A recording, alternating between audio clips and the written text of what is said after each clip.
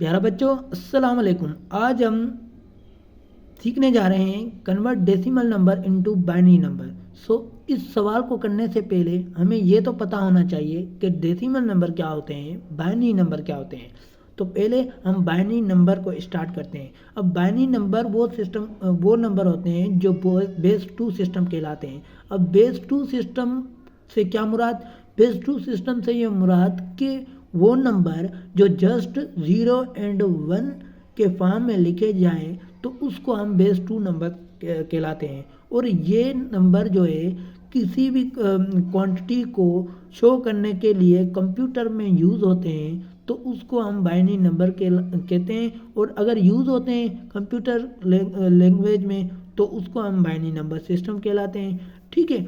उसके बाद decimal number क्या होते हैं? अब डेसिमल नंबर वो नंबर होते हैं जिसको हम बेस 10 सिस्टम कहलाते हैं। अब बेस 10 सिस्टम क्यों कहलाते हैं? क्योंकि बेस 10 सिस्टम इसीलिए कहलाते हैं कि किसी भी दुनिया की क्वांटिटी को हम नंबर की फॉर्म में लिखें तो उसमें नंबर जो यूज़ हो रहे होते हैं वो 0 से लेकर 9 तक यूज़ हो रहे होते हैं। जैसे 25,000 तो 2, 5 और 3 0 यूज़ हो रहे हैं।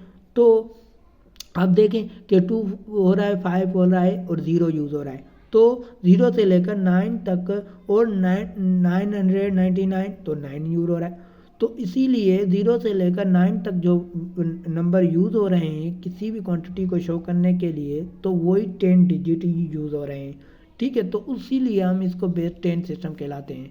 उसके बाद उसी जो हम कैलकुलेशन करते हैं तो वो सिस्टम होता है सारा वर्ल्ड में, दुनिया में, तो उसको हम डेसिमल नंबर सिस्टम कहलाते हैं। जो किसी भी क्वांटिटी को शो करने के लिए वो डिजिट यूज़ हो रहे हैं तो उनको बाइनरी नंबर सिस्टम कहलाते हैं। ठीक है। अब हम एक सवाल लेंगे। 12510 को हमने चेंज करना है बेस 2 सिस्टम में। ठीक है। आप समझ लीजिएगा कि ये जो है convert decimal number into binary number है। ठीक है। तो 125 क्योंकि हमें बेस 2 में करना है तो मतलब कि 2 की डिवीजन करनी और यहाँ पे जो भी रिमाइंडर बचेगा वो रखेंगे।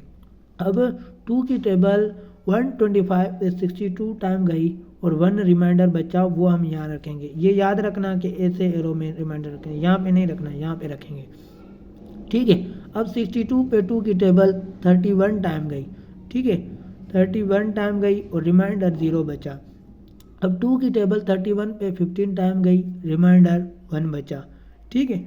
और 2 की टेबल 15 पे 7 टाइम गई, रिमाइंडर 1 बचा।